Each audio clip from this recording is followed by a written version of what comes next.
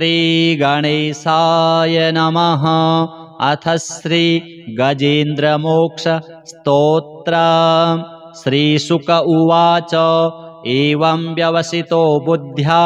समाधाय मनोहृदि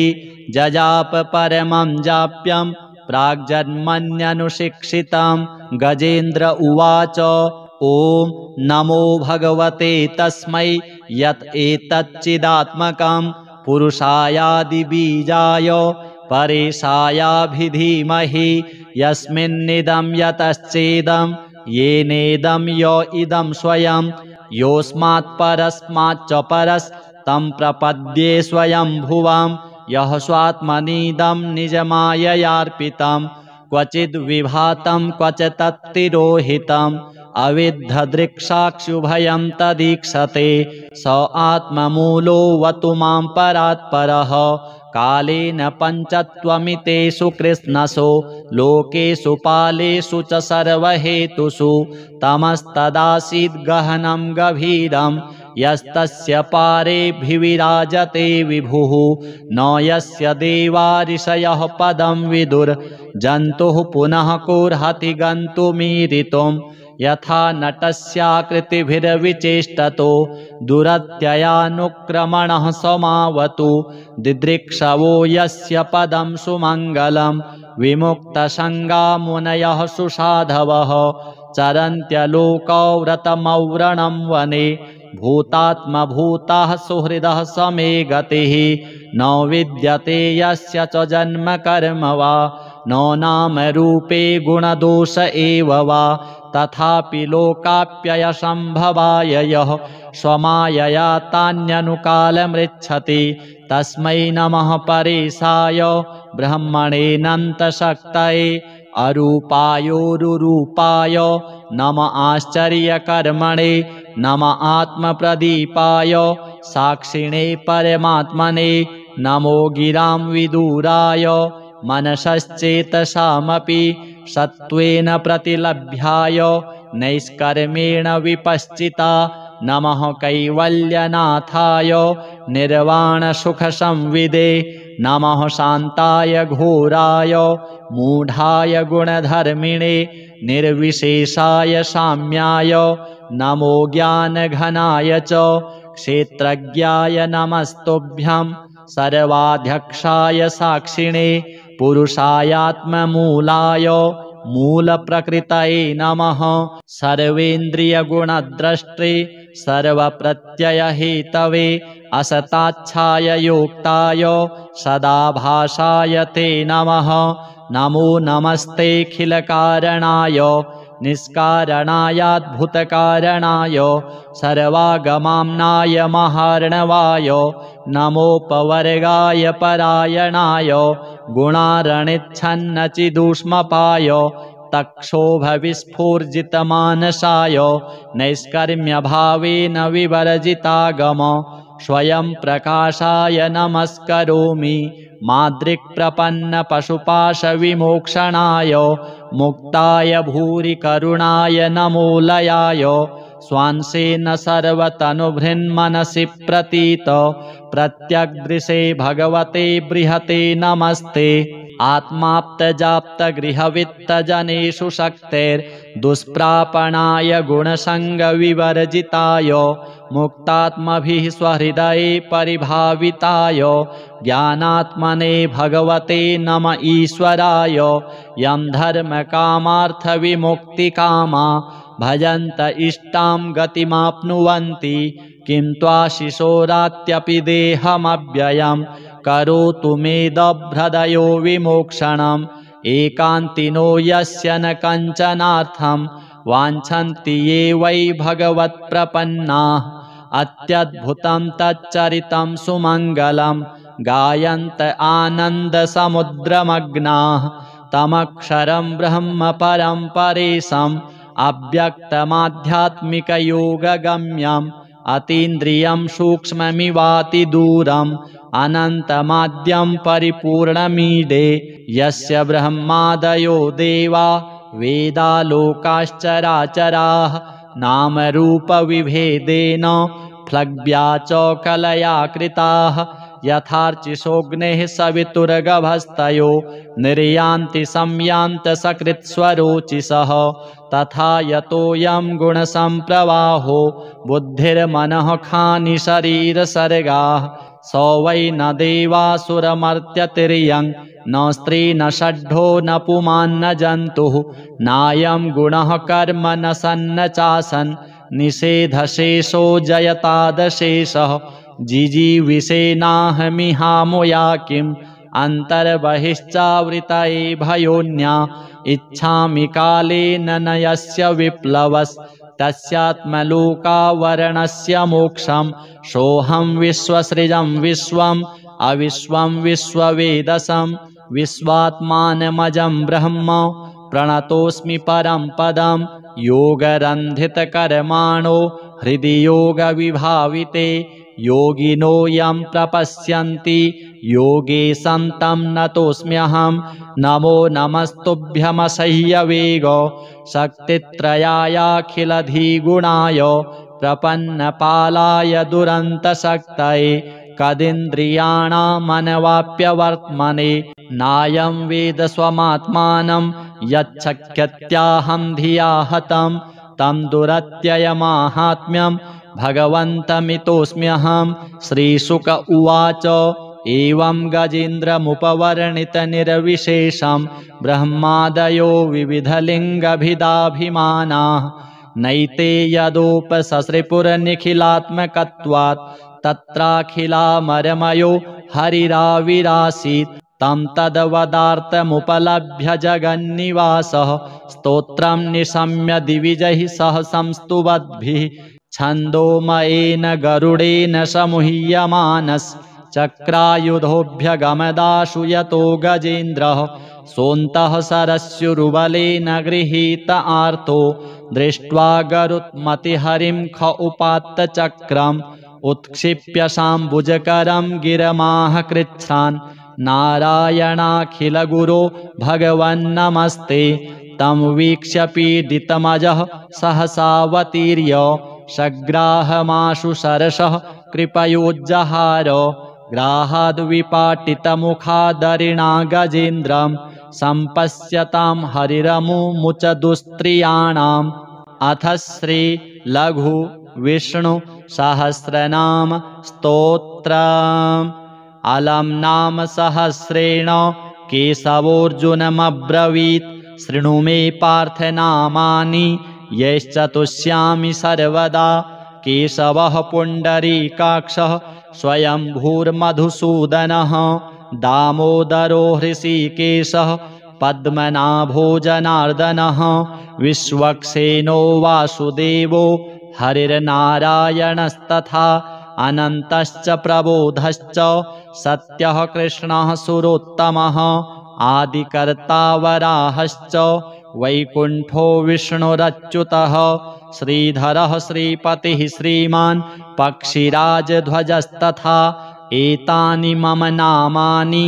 विद्यार्थी ब्राह्मणः पठेत् क्षत्रियो विजयस्यार्थे वैश्यो धनसमृद्धये नाग्निराजभयं तस्य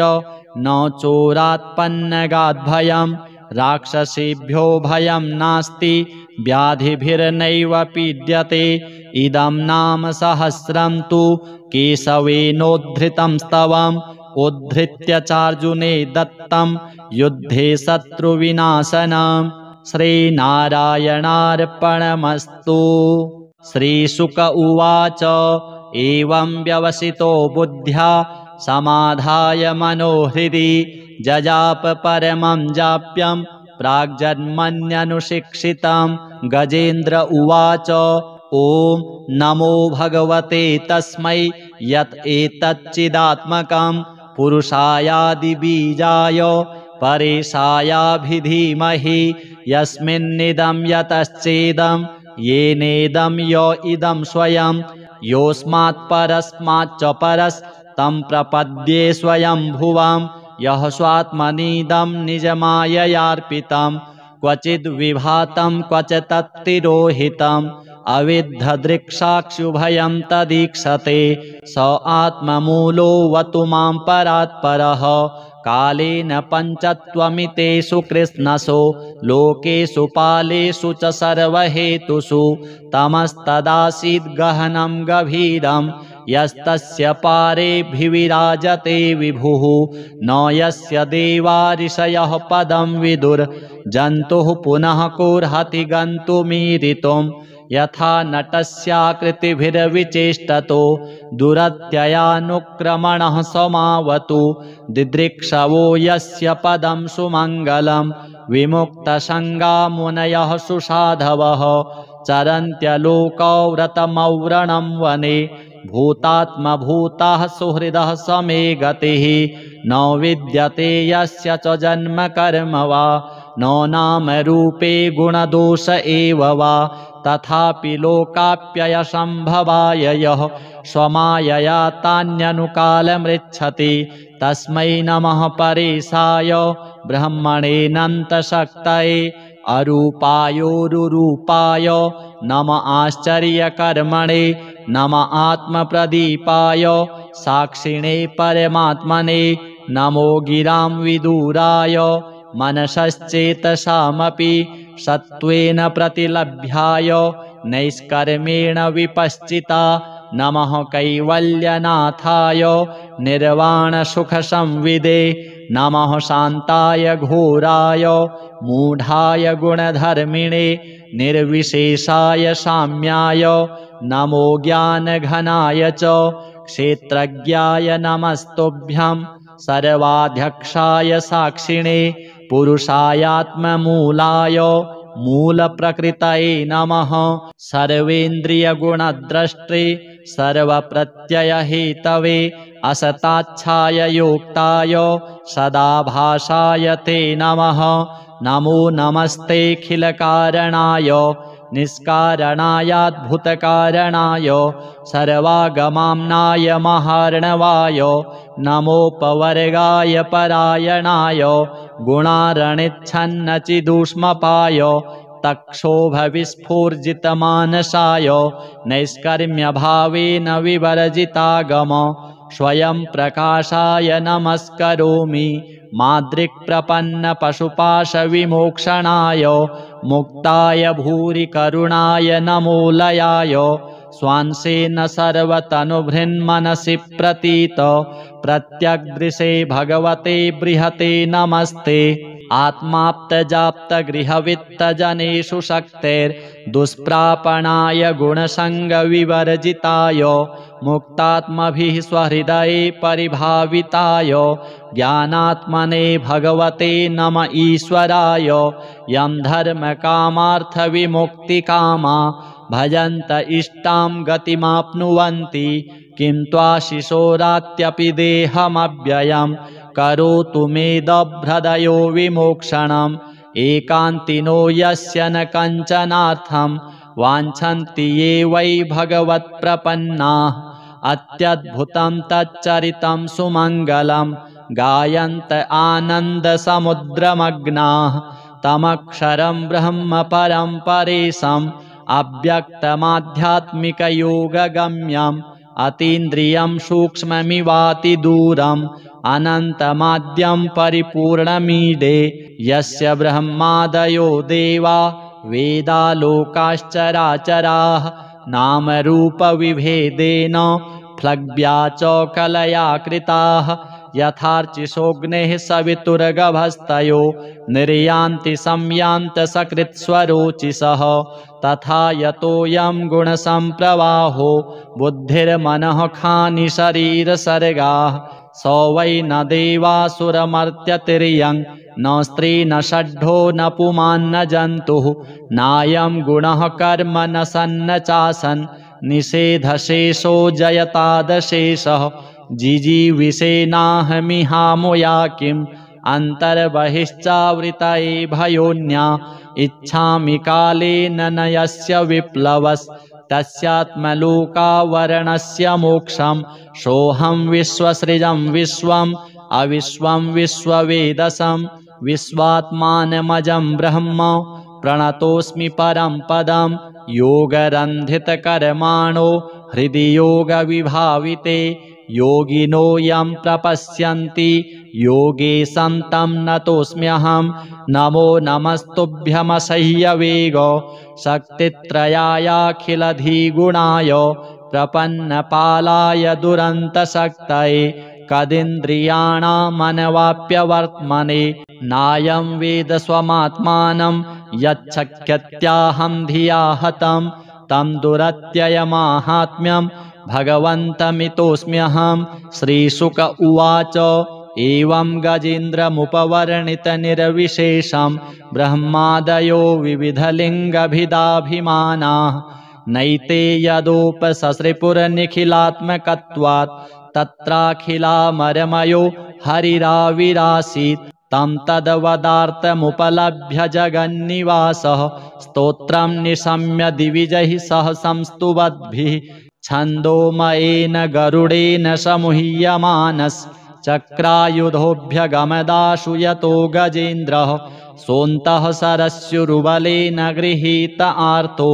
दृष्ट्वा गरुत्मतिहरिं ख उपात्तचक्रम् उत्क्षिप्य शाम्बुजकरं गिरमाह कृच्छ्रान् नारायणाखिलगुरो भगवन्नमस्ते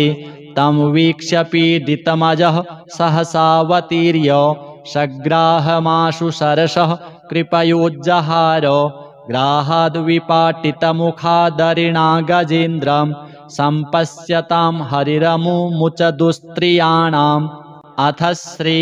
लघु विष्णु सहस्रनाम स्तोत्रम्। अलं नाम सहस्रेण केशवोऽर्जुनमब्रवीत् शृणु मे पार्थ नामानि यैश्चतुष्यामि सर्वदा केशवः पुण्डरीकाक्षः स्वयंभूर्मधुसूदनः दामोदरो हृषीकेशः पद्मनाभो जनार्दनः विश्वक्सेनो वासुदेवो हरिर्नारायणस्तथा अनन्तश्च प्रबोधश्च सत्यः कृष्णः सुरोत्तमः आदिकर्ता वराहश्च वैकुण्ठो विष्णुरच्युतः श्रीधरः श्रीपतिः श्रीमान् पक्षिराजध्वजस्तथा एतानि मम नामानि विद्यार्थी ब्राह्मणः पठेत् क्षत्रियो विजयस्यार्थे वैश्यो धनसमृद्धये नाग्निराजभयं तस्य न चोरात्पन्नगाद्भयं राक्षसेभ्यो भयं नास्ति व्याधिभिर्नैव पीड्यते। इदं नाम सहस्रं तु केशवेनोद्धृतं स्तवम् उद्धृत्य चार्जुने दत्तं युद्धे शत्रुविनाशनम्। श्रीनारायणार्पणमस्तु। श्रीशुक उवाच एवं व्यवसितो बुद्ध्या समाधाय मनोहृदि जजाप परमं जाप्यं प्राग्जन्मन्यनुशिक्षितं। गजेन्द्र उवाच ॐ नमो भगवते तस्मै यत् एतच्चिदात्मकं पुरुषायादिबीजाय परेशायाभिधीमहि यस्मिन्निदं यतश्चेदं येनेदं य इदं स्वयं योऽस्मात् परस्माच्च परस्तं प्रपद्ये स्वयंभुवं यः स्वात्मनीदं निजमाययार्पितं क्वचिद्विभातं क्वच तत्तिरोहितम् अविद्धदृक्साक्षुभयं तदीक्षते स आत्ममूलोऽवतु मां परात्परः कालेन पञ्चत्वमितेषु कृष्णसो लोकेषु पालेषु च सर्वहेतुषु तमस्तदासीद् गहनं गभीरं यस्तस्य पारेऽभिविराजते विभुः न यस्य देवा ऋषयः पदं विदुर् जन्तुः पुनः कोर्हति गन्तुमीरितुं यथा नटस्याकृतिभिर्विचेष्टतो दुरत्ययानुक्रमणः समावतु दिदृक्षवो यस्य पदं सुमङ्गलं विमुक्तसङ्गा मुनयः सुसाधवः चरन्त्यलोकव्रतमव्रणं वने भूतात्मभूताः सुहृदः समे गतिः न विद्यते यस्य च जन्म कर्म वा न नाम रूपे गुणदोष एव वा तथापि लोकाप्ययसम्भवाय यः स्वमायया तान्यनुकालमृच्छति तस्मै नमः परेशाय ब्रह्मणेऽनन्तशक्तये अरूपायोरुरूपाय नम आश्चर्यकर्मणे नम आत्मप्रदीपाय साक्षिणे परमात्मने नमो गिरां विदुराय मनसश्चेतसामपि सत्त्वेन प्रतिलभ्याय नैष्कर्मेण विपश्चिता नमः कैवल्यनाथाय निर्वाणसुखसंविदे नमः शान्ताय घोराय मूढाय गुणधर्मिणे निर्विशेषाय साम्याय नमो ज्ञानघनाय च क्षेत्रज्ञाय नमस्तुभ्यं सर्वाध्यक्षाय साक्षिणे पुरुषायात्ममूलाय मूलप्रकृतये नमः सर्वेन्द्रियगुणद्रष्टे सर्वप्रत्ययहेतवे असताच्छाय योक्ताय सदाभासाय ते नमः नमो नमस्तेऽखिलकारणाय निष्कारणायाद्भुतकारणाय सर्वागमाम्नाय महार्णवाय नमोपवर्गाय परायणाय गुणारणिच्छन्नचिदूष्मपाय तक्षोभविस्फूर्जितमानसाय नैष्कर्म्यभावेन विवर्जितागम स्वयं प्रकाशाय नमस्करोमि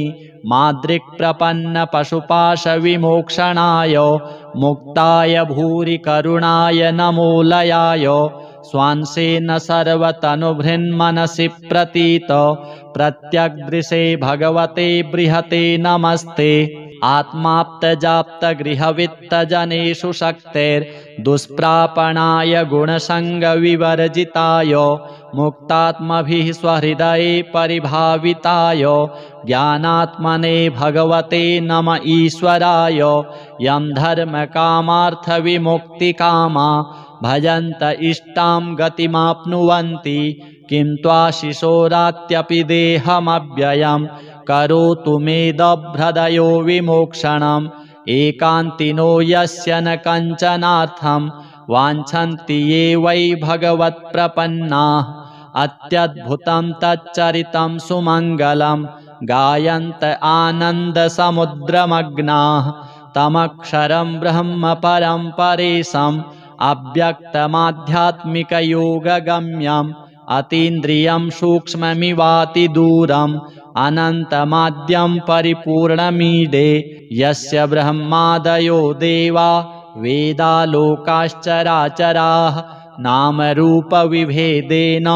फ्लग्व्या च कलया कृताः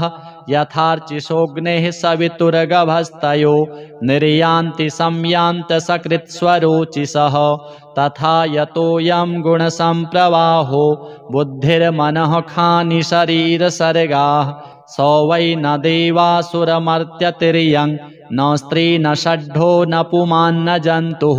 नायं गुणः कर्म न सन्न चासन् निषेधशेषो जयतादशेषः जिजीविषेनाहमिहामुया किम् अन्तर्बहिश्चावृतये भयोन्या इच्छामि कालेन न यस्य विप्लवस्तस्यात्मलोकावरणस्य मोक्षं सोऽहं विश्वसृजं विश्वम् अविश्वं विश्ववेदसं विश्वात्मानमजं ब्रह्म प्रणतोऽस्मि परं पदं योगरन्धितकर्माणो हृदि योगविभाविते योगिनो यं प्रपश्यन्ति योगे सन्तं नतोऽस्म्यहं नमो नमस्तुभ्यमसह्यवेग शक्तित्रयायाखिलधिगुणाय प्रपन्नपालाय दुरन्तशक्तये कदिन्द्रियाणामनवाप्यवर्त्मने नायं वेद स्वमात्मानं यच्छक्यत्याहं धिया हतं तं दुरत्ययमाहात्म्यं भगवन्तमितोऽस्म्यहं श्रीशुक उवाच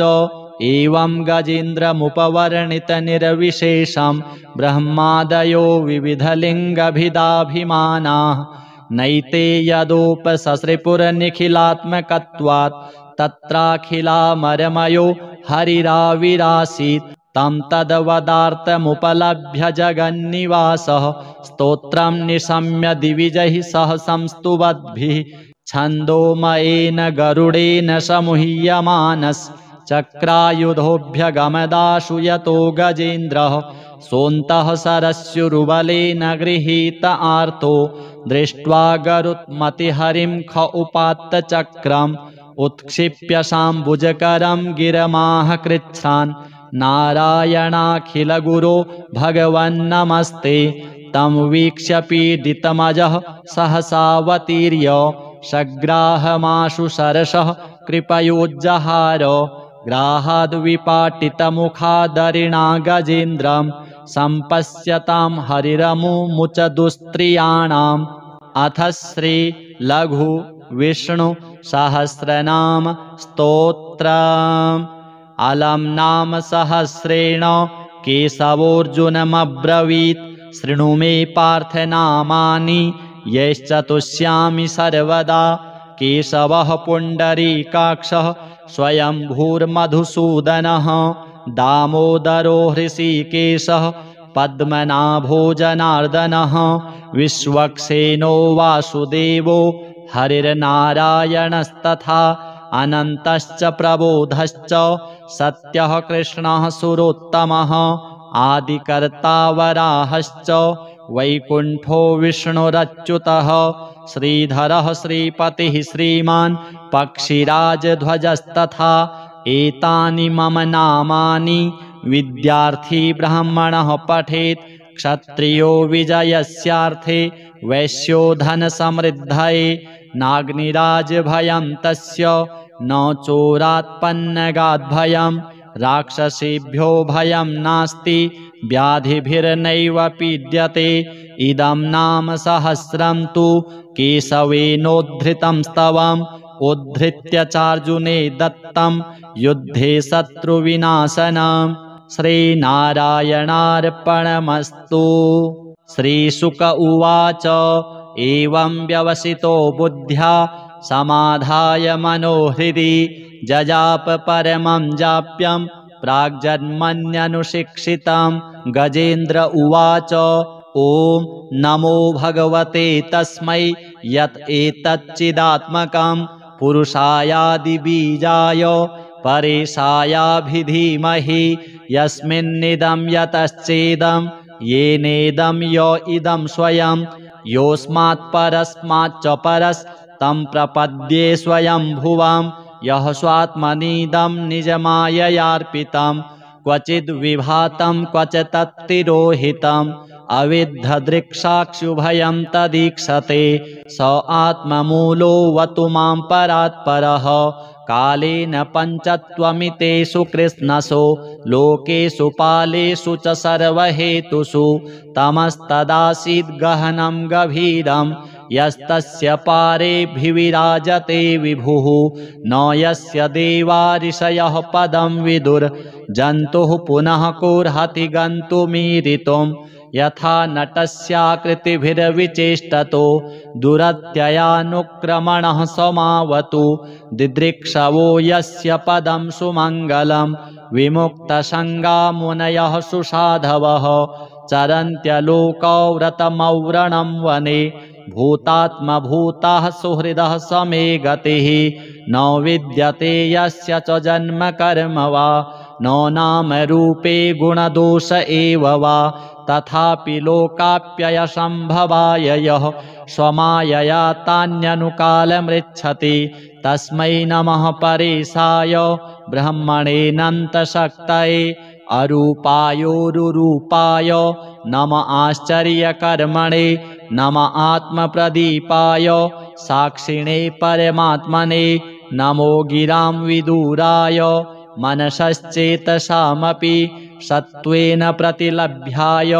नैष्कर्मेण विपश्चिता नमः कैवल्यनाथाय निर्वाणसुखसंविदे नमः शान्ताय घोराय मूढाय गुणधर्मिणे निर्विशेषाय साम्याय नमो ज्ञानघनाय च क्षेत्रज्ञाय नमस्तुभ्यं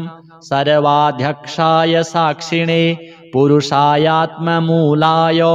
मूलप्रकृतये नमः सर्वेन्द्रियगुणद्रष्टे सर्वप्रत्ययहेतवे असताच्छाययोक्ताय सदाभासाय ते नमः। नमो नमस्तेऽखिलकारणाय निष्कारणायाद्भुतकारणाय सर्वागमाम्नाय महार्णवाय नमोपवर्गाय परायणाय गुणारणिच्छन्नचिदूष्मपाय तक्षोभविस्फूर्जितमानसाय नैष्कर्म्यभावेन विवर्जितागम स्वयं प्रकाशाय नमस्करोमि माद्रिक्प्रपन्नपशुपाशविमोक्षणाय मुक्ताय भूरि करुणाय नमोलयाय स्वांसेन सर्वतनुभृन्मनसि प्रतीत प्रत्यग्दृशे भगवते बृहते नमस्ते।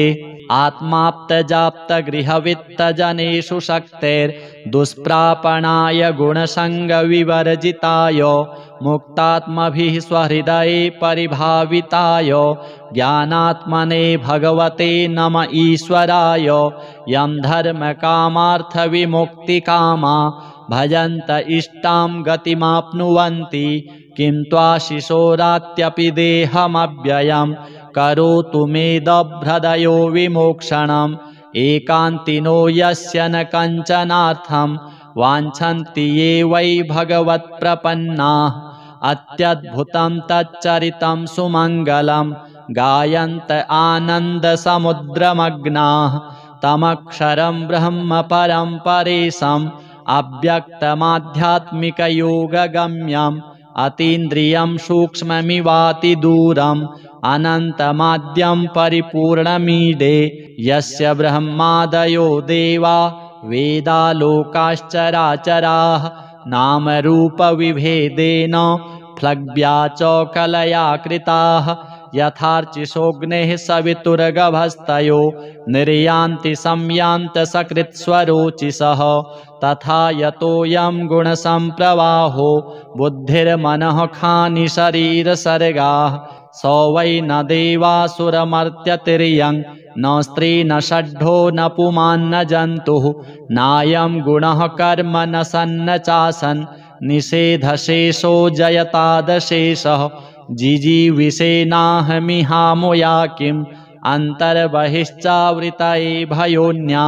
इच्छामि कालेन न यस्य विप्लवस्तस्यात्मलोकावरणस्य मोक्षं सोऽहं विश्वसृजं विश्वम् अविश्वं विश्ववेदसं विश्वात्मानमजं ब्रह्म प्रणतोऽस्मि परं पदं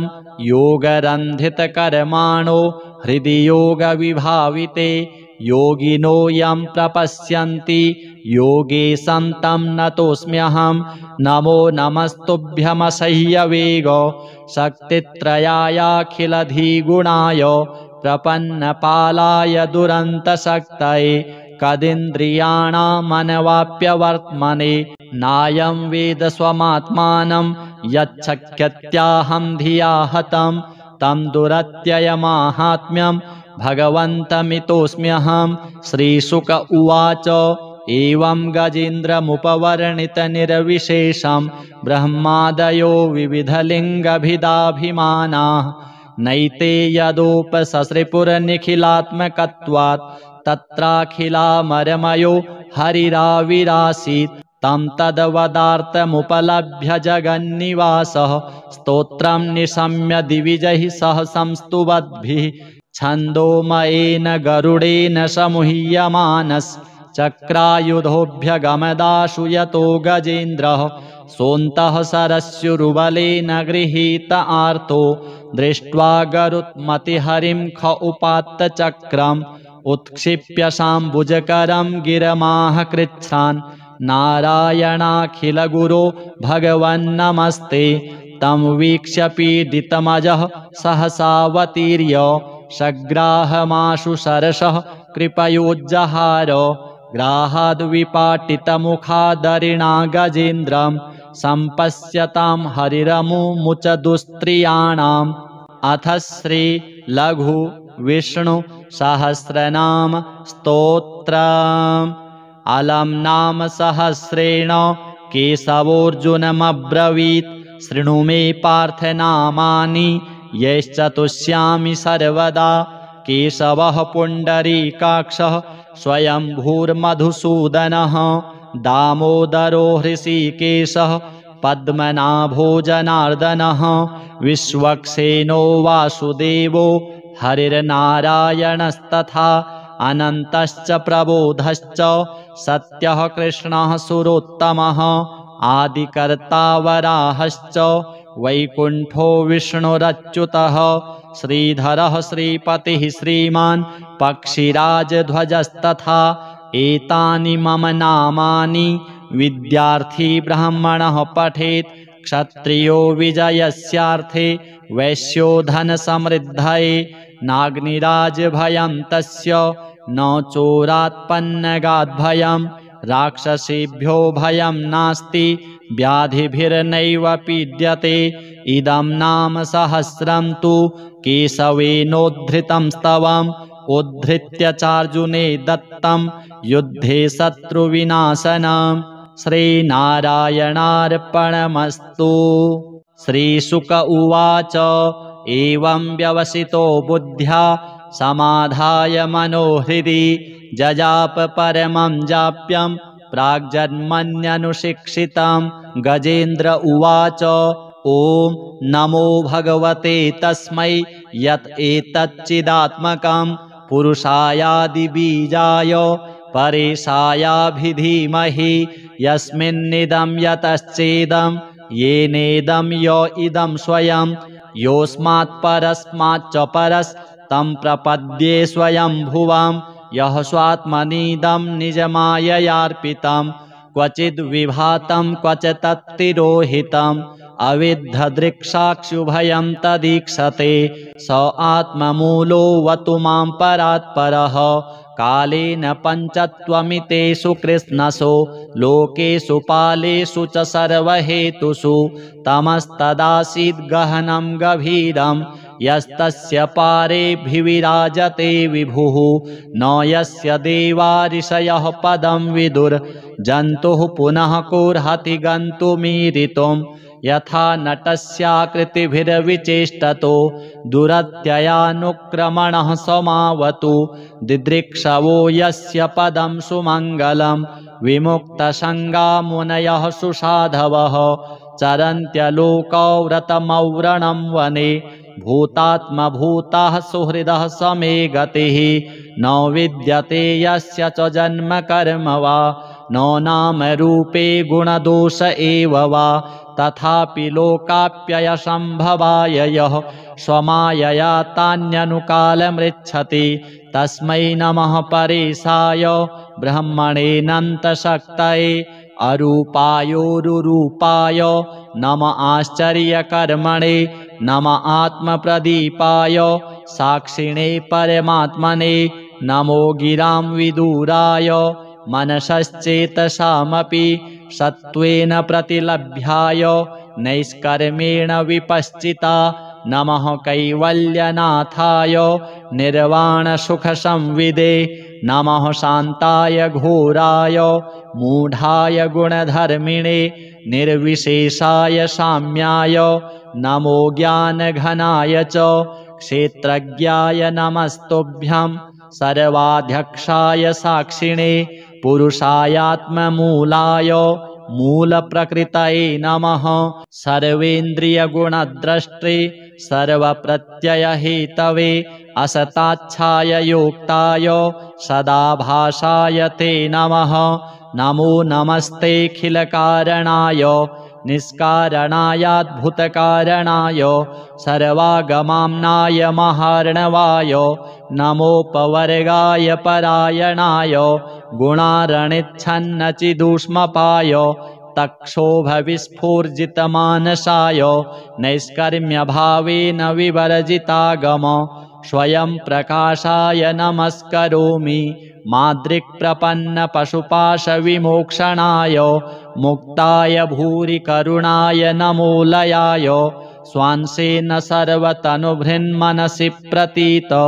प्रत्यग्दृशे भगवते बृहते नमस्ते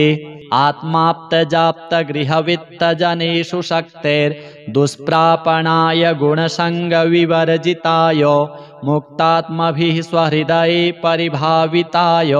ज्ञानात्मने भगवते नम ईश्वराय यं धर्मकामार्थविमुक्तिकामा भजन्त इष्टां गतिमाप्नुवन्ति किं त्वाशिशोरात्यपि देहमव्ययम् करोतु मेदभ्रदयो विमोक्षणम् एकान्तिनो यस्य न कञ्चनार्थं वाञ्छन्ति ये वै भगवत्प्रपन्नाः अत्यद्भुतं तच्चरितं सुमङ्गलं गायन्त आनन्दसमुद्रमग्नाः तमक्षरं ब्रह्म परं परेशम् अव्यक्तमाध्यात्मिकयोगगम्यम् अतीन्द्रियं सूक्ष्ममिवातिदूरम् अनन्तमाद्यं परिपूर्णमीडे यस्य ब्रह्मादयो देवा वेदालोकाश्चराचराः नामरूपविभेदेन फ्लग्व्या च कलया कृताः यथार्चिषोऽग्नेः सवितुर्गभस्तयो निर्यान्ति संयान्तसकृत्स्वरोचिषः तथा यतोऽयं गुणसम्प्रवाहो बुद्धिर्मनः खानि शरीरसर्गाः स वै न देवासुरमर्त्यतिर्यं न स्त्री न षड्ढो न पुमान् न जन्तुः नायं गुणः कर्म न सन्न चासन् निषेधशेषो जयतादशेषः जिजीविषेनाहमिहामुया किम् अन्तर्बहिश्चावृतये भयोन्या इच्छामि कालेन न यस्य विप्लवस्तस्यात्मलोकावरणस्य मोक्षं सोऽहं विश्वसृजं विश्वम् अविश्वं विश्ववेदसं विश्वात्मानमजं ब्रह्म प्रणतोऽस्मि परं पदं योगरन्धितकर्माणो हृदि योगविभाविते योगिनो यं प्रपश्यन्ति योगेशं तं नतोऽस्म्यहं नमो नमस्तुभ्यमसह्यवेग शक्तित्रयायाखिलधिगुणाय प्रपन्नपालाय दुरन्तशक्तये कदिन्द्रियाणामनवाप्यवर्त्मने नायं वेद स्वमात्मानं यच्छक्यत्याहं धिया हतं तं दुरत्ययमाहात्म्यं भगवन्तमितोऽस्म्यहं श्रीशुक उवाच एवं गजेन्द्रमुपवर्णितनिर्विशेषं ब्रह्मादयो विविधलिङ्गभिदाभिमानाः नैते यदोपससृपुरनिखिलात्मकत्वात् तत्राखिलामरमयो हरिराविरासीत् तं तद्वदार्थमुपलभ्य जगन्निवासः स्तोत्रं निशम्य दिविजैः सह संस्तुवद्भिः छन्दोमयेन गरुडेन समुह्यमानश्चक्रायुधोऽभ्यगमदाशु यतो गजेन्द्रः सोऽन्तः सरस्युरुबलेन गृहीत आर्तो दृष्ट्वा गरुत्मतिहरिं ख उपात्तचक्रम् उत्क्षिप्य शाम्बुजकरं गिरमाह कृच्छ्रान् नारायणाखिलगुरो भगवन्नमस्ते तं वीक्ष्य पीडितमजः सहसावतीर्य सग्राहमाशु सरसः कृपयोज्जहार ग्राहाद्विपाटितमुखादरिणा गजेन्द्रं सम्पश्यतां हरिरमुमुच दुस्त्रियाणाम् अथ श्री लघु विष्णु सहस्रनाम स्तोत्रम् अलम् नाम सहस्रेण केशवोऽर्जुनमब्रवीत् शृणु मे पार्थ नामानि यैश्चतुष्यामि सर्वदा केशवः पुण्डरीकाक्षः स्वयंभूर्मधुसूदनः दामोदरो हृषीकेशः पद्मनाभो जनार्दनः विश्वक्सेनो वासुदेवो हरिर्नारायणस्तथा अनन्तश्च प्रबोधश्च सत्यः कृष्णः सुरोत्तमः आदिकर्ता वराहश्च वैकुण्ठो विष्णुरच्युतः श्रीधरः श्रीपतिः श्रीमान् पक्षिराजध्वजस्तथा एतानि मम नामानि विद्यार्थी ब्राह्मणः पठेत् क्षत्रियो विजयस्यार्थे वैश्यो धनसमृद्धये नाग्निराजभयं तस्य न चोरात्पन्नगाद्भयं राक्षसेभ्यो भयं नास्ति व्याधिभिर्नैव पीड्यते। इदं नाम सहस्रं तु केशवेनोद्धृतं स्तवम् उद्धृत्य चार्जुने दत्तं युद्धे शत्रुविनाशनम्। श्रीनारायणार्पणमस्तु। श्रीशुक उवाच एवं व्यवसितो बुद्ध्या समाधाय मनोहृदि जजाप परमं जाप्यं प्राग्जन्मन्यनुशिक्षितं। गजेन्द्र उवाच ॐ नमो भगवते तस्मै यत् एतच्चिदात्मकं पुरुषायादिबीजाय परेशायाभिधीमहि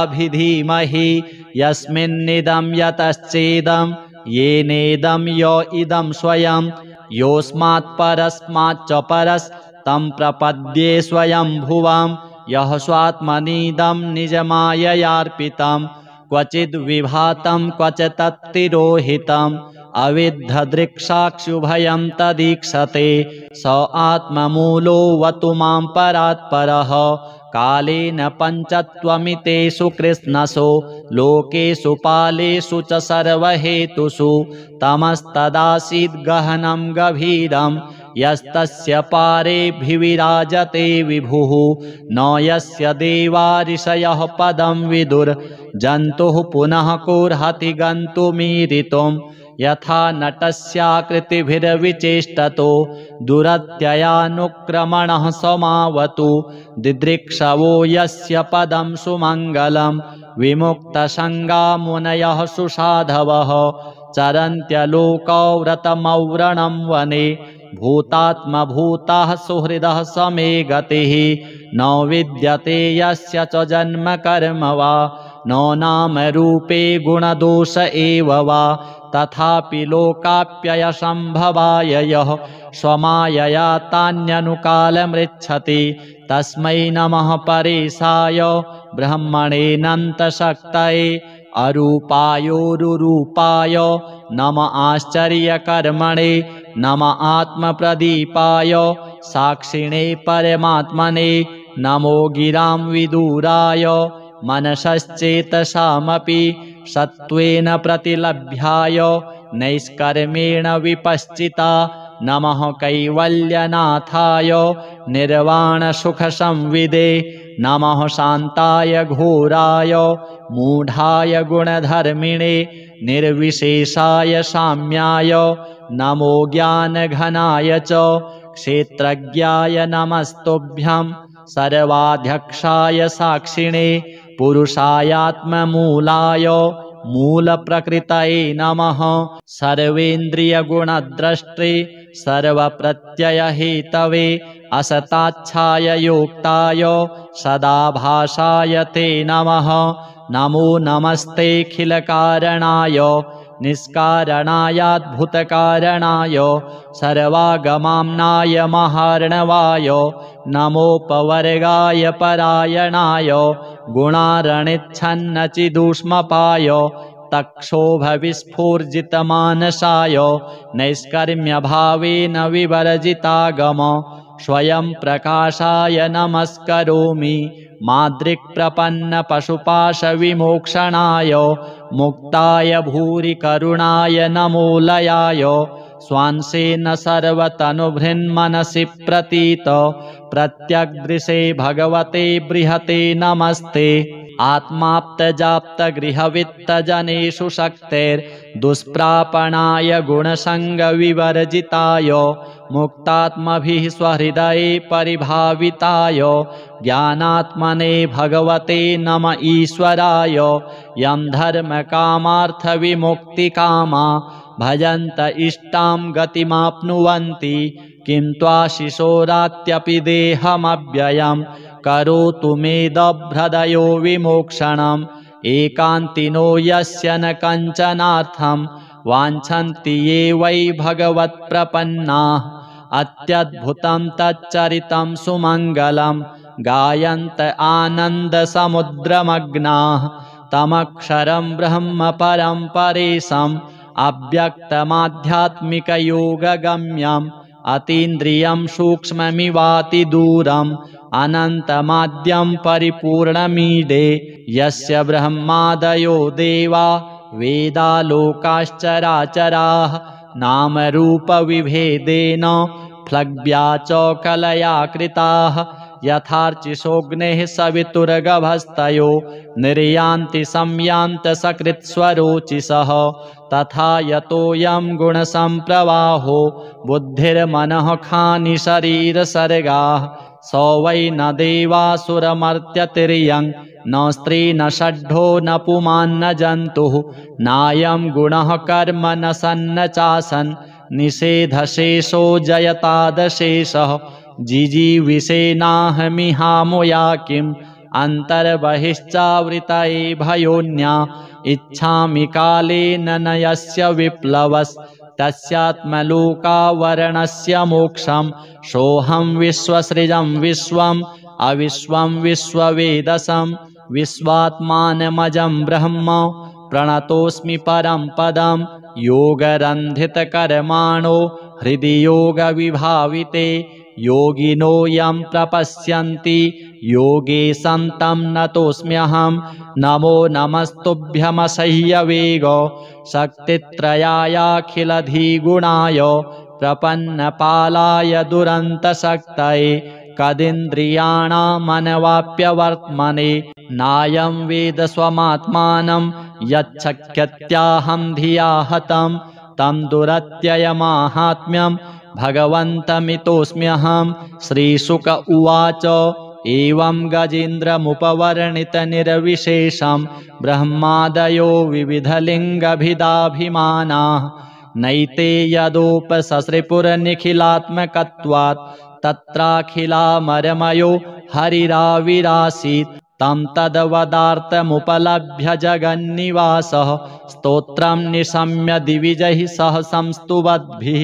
छन्दोमयेन गरुडेन समुह्यमानश्चक्रायुधोऽभ्यगमदाशु यतो गजेन्द्रः सोऽन्तः सरस्युरुबलेन गृहीत आर्तो दृष्ट्वा गरुत्मतिहरिं ख उपात्तचक्रम् उत्क्षिप्य शाम्बुजकरं गिरमाह कृच्छ्रान् नारायणाखिलगुरो भगवन्नमस्ते तं वीक्ष्य पीडितमजः सहसावतीर्य सग्राहमाशु सरसः कृपयोज्जहार ग्राहाद्विपाटितमुखादरिणा गजेन्द्रं सम्पश्यतां हरिरमुमुच दुस्त्रियाणाम् अथ श्री लघु विष्णु सहस्रनाम स्तोत्रम् अलम नाम सहस्रेण केशवोऽर्जुनमब्रवीत् शृणु मे पार्थ नामानि यैश्चतुष्यामि सर्वदा केशवः पुण्डरीकाक्षः स्वयंभूर्मधुसूदनः दामोदरो हृषीकेशः पद्मनाभो जनार्दनः विश्वक्सेनो वासुदेवो हरिर्नारायणस्तथा अनन्तश्च प्रबोधश्च सत्यः कृष्णः सुरोत्तमः आदिकर्ता वराहश्च वैकुण्ठो विष्णुरच्युतः श्रीधरः श्रीपतिः श्रीमान् पक्षिराजध्वजस्तथा एतानि मम नामानि विद्यार्थी ब्राह्मणः पठेत् क्षत्रियो विजयस्यार्थे वैश्यो धनसमृद्धये नाग्निराजभयं तस्य न चोरात्पन्नगाद्भयं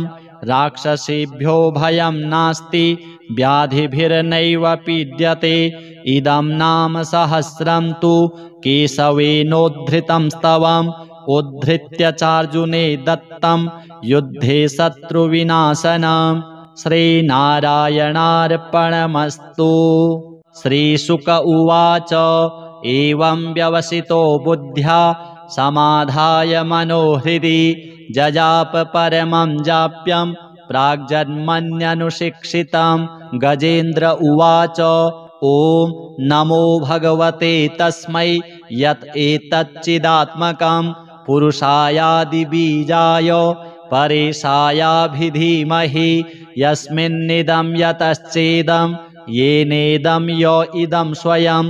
योऽस्मात् परस्माच्च परस् तं प्रपद्ये स्वयंभुवं यः स्वात्मनीदं निजमाययार्पितं क्वचिद्विभातं क्वच तत्तिरोहितम् अविद्धदृक्साक्षुभयं तदीक्षते स आत्ममूलोऽवतु मां परात्परः कालेन पञ्चत्वमितेषु कृष्णसो लोकेषु पालेषु च सर्वहेतुषु तमस्तदासीद् गहनं गभीरं यस्तस्य पारेऽभिविराजते विभुः न यस्य देवा ऋषयः पदं विदुर्जन्तुः पुनः कोऽर्हति गन्तुमीरितुं यथा नटस्याकृतिभिर्विचेष्टतो दुरत्ययानुक्रमणः समावतु दिदृक्षवो यस्य पदं सुमङ्गलं विमुक्तसङ्गा मुनयः सुसाधवः चरन्त्यलोकव्रतमव्रणं वने भूतात्मभूताः सुहृदः समे गतिः न विद्यते यस्य च जन्म कर्म वा न नामरूपे गुणदोष एव वा तथापि लोकाप्ययसम्भवाय यः स्वमायया तान्यनुकालमृच्छति तस्मै नमः परेशाय ब्रह्मणेऽनन्तशक्तये अरूपायोरुरूपाय नम आश्चर्यकर्मणे नम आत्मप्रदीपाय साक्षिणे परमात्मने नमो गिरां विदुराय मनसश्चेतसामपि सत्त्वेन प्रतिलभ्याय नैष्कर्मेण विपश्चिता नमः कैवल्यनाथाय निर्वाणसुखसंविदे नमः शान्ताय घोराय मूढाय गुणधर्मिणे निर्विशेषाय साम्याय नमो ज्ञानघनाय च क्षेत्रज्ञाय नमस्तुभ्यं सर्वाध्यक्षाय साक्षिणे पुरुषायात्ममूलाय मूलप्रकृतये नमः सर्वेन्द्रियगुणद्रष्टे सर्वप्रत्ययहेतवे असताच्छाय योक्ताय सदाभासाय ते नमः नमो नमस्तेऽखिलकारणाय निष्कारणायाद्भुतकारणाय सर्वागमाम्नाय महार्णवाय नमोपवर्गाय परायणाय गुणारणिच्छन्नचिदूष्मपाय तक्षोभविस्फूर्जितमानसाय नैष्कर्म्यभावेन विवर्जितागम स्वयं प्रकाशाय नमस्करोमि मादृक्प्रपन्नपशुपाशविमोक्षणाय मुक्ताय भूरि करुणाय नमोलयाय स्वांसेन सर्वतनुभृन्मनसि प्रतीत प्रत्यग्दृशे भगवते बृहते नमस्ते आत्माप्तजाप्तगृहवित्तजनेषु शक्तेर्दुष्प्रापणाय गुणसङ्गविवर्जिताय मुक्तात्मभिः स्वहृदये परिभाविताय ज्ञानात्मने भगवते नम ईश्वराय यं धर्मकामार्थविमुक्तिकामा भजन्त इष्टां गतिमाप्नुवन्ति किं त्वाशिशोरात्यपि देहमव्ययं करोतु मेदभ्रदयो विमोक्षणम् एकान्तिनो यस्य न कञ्चनार्थं वाञ्छन्ति ये वै भगवत्प्रपन्नाः अत्यद्भुतं तच्चरितं सुमङ्गलं गायन्त आनन्दसमुद्रमग्नाः तमक्षरं ब्रह्म परं परेशम् अव्यक्तमाध्यात्मिकयोगगम्यम् अतीन्द्रियं सूक्ष्ममिवातिदूरम् अनन्तमाद्यं परिपूर्णमीडे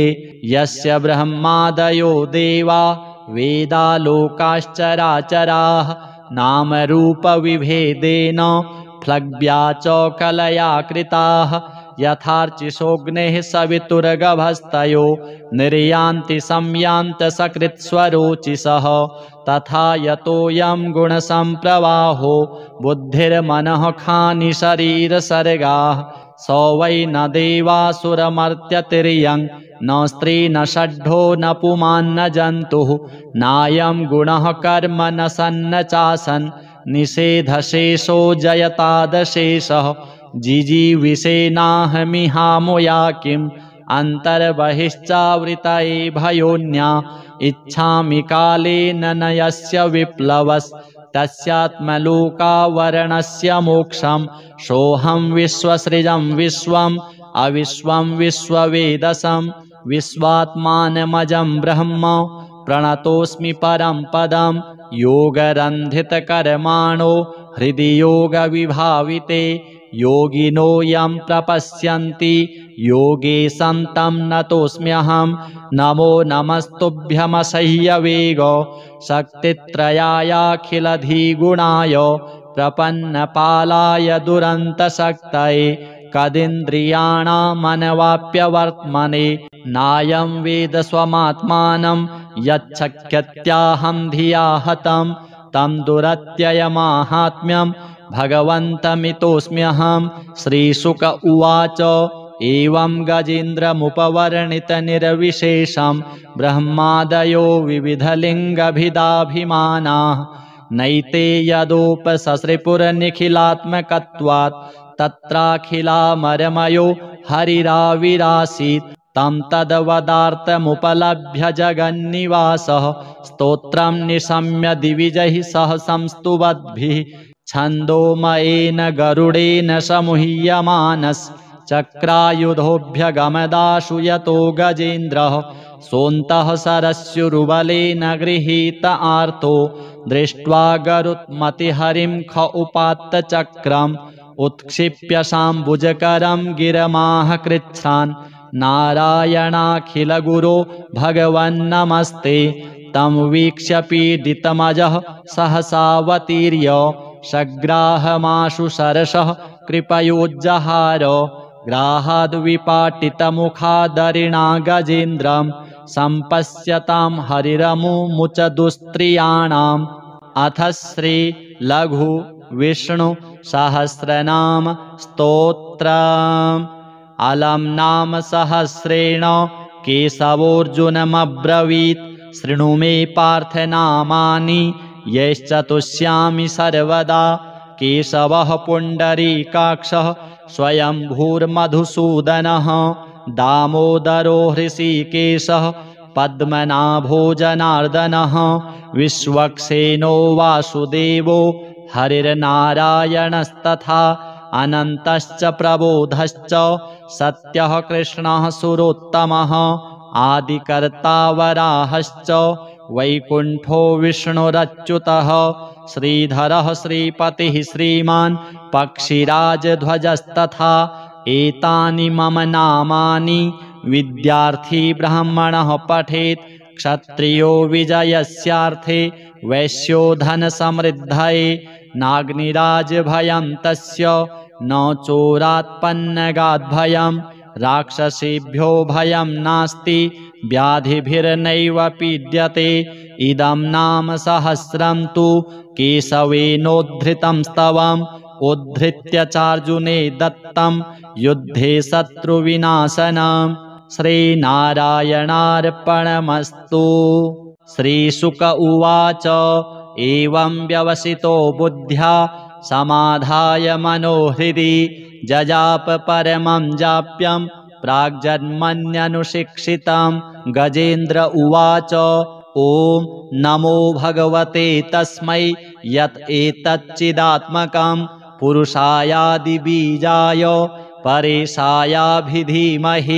यस्मिन्निदं यतश्चेदं येनेदं य इदं स्वयं योऽस्मात् परस्माच्च परस्तं प्रपद्ये स्वयंभुवं यः स्वात्मनीदं निजमाययार्पितं क्वचिद्विभातं क्वच तत्तिरोहितम् अविद्धदृक्साक्षुभयं तदीक्षते स आत्ममूलोऽवतु मां परात्परः कालेन पञ्चत्वमितेषु कृष्णसो लोकेषु पालेषु च सर्वहेतुषु तमस्तदासीद् गहनं गभीरं यस्तस्य पारेऽभिविराजते विभुः न यस्य देवा ऋषयः पदं विदुर्जन्तुः पुनः कोऽर्हति गन्तुमीरितुं यथा नटस्याकृतिभिर्विचेष्टतो दुरत्ययानुक्रमणः समावतु दिदृक्षवो यस्य पदं सुमङ्गलं विमुक्तसङ्गा मुनयः सुसाधवः चरन्त्यलोकव्रतमव्रणं वने भूतात्मभूताः सुहृदः समे गतिः न विद्यते यस्य च जन्म कर्म वा न नामरूपे गुणदोष एव वा तथापि लोकाप्ययसम्भवाय यः स्वमायया तान्यनुकालमृच्छति तस्मै नमः परेशाय ब्रह्मणेऽनन्तशक्तये अरूपायोरुरूपाय नम आश्चर्यकर्मणे नम आत्मप्रदीपाय साक्षिणे परमात्मने नमो गिरां विदुराय मनसश्चेतसामपि सत्त्वेन प्रतिलभ्याय नैष्कर्मेण विपश्चिता नमः कैवल्यनाथाय निर्वाणसुखसंविदे नमः शान्ताय घोराय मूढाय गुणधर्मिणे निर्विशेषाय साम्याय नमो ज्ञानघनाय च क्षेत्रज्ञाय नमस्तुभ्यं सर्वाध्यक्षाय साक्षिणे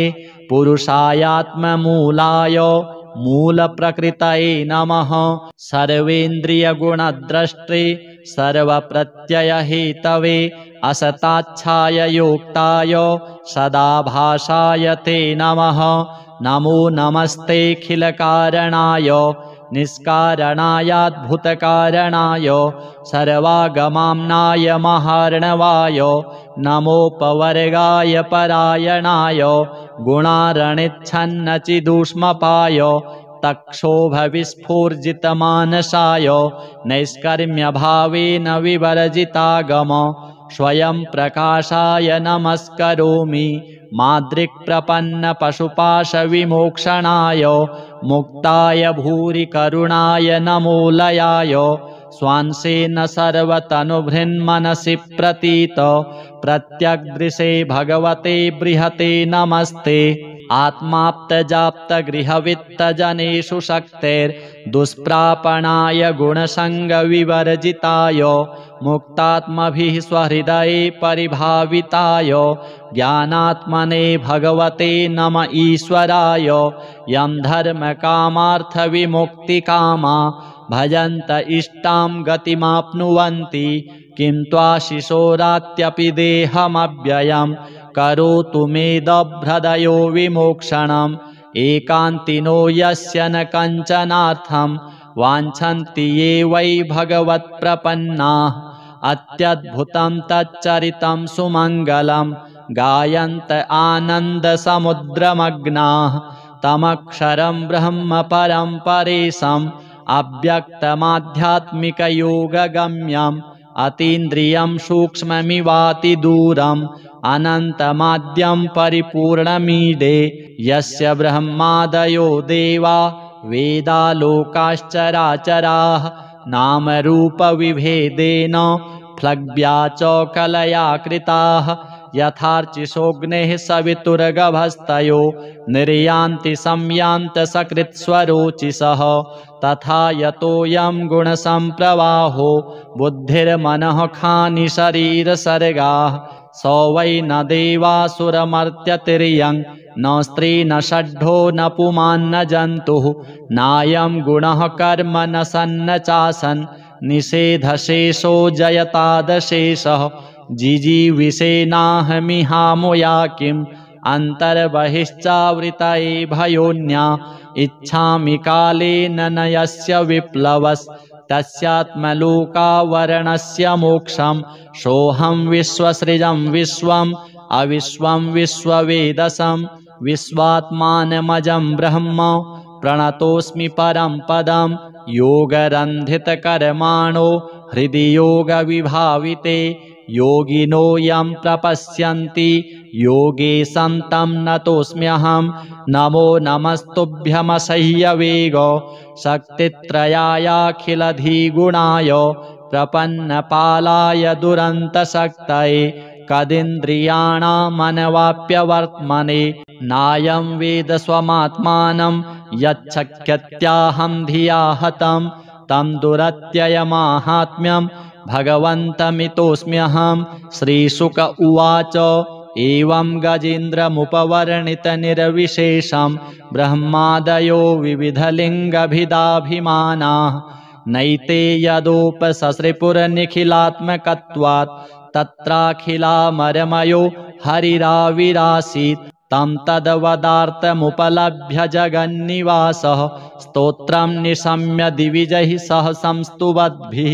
छन्दोमयेन गरुडेन समूह्यमानश्चक्रायुधोऽभ्यगमदाशु यतो गजेन्द्रः सोऽन्तः सरस्युरुबलेन गृहीत आर्तो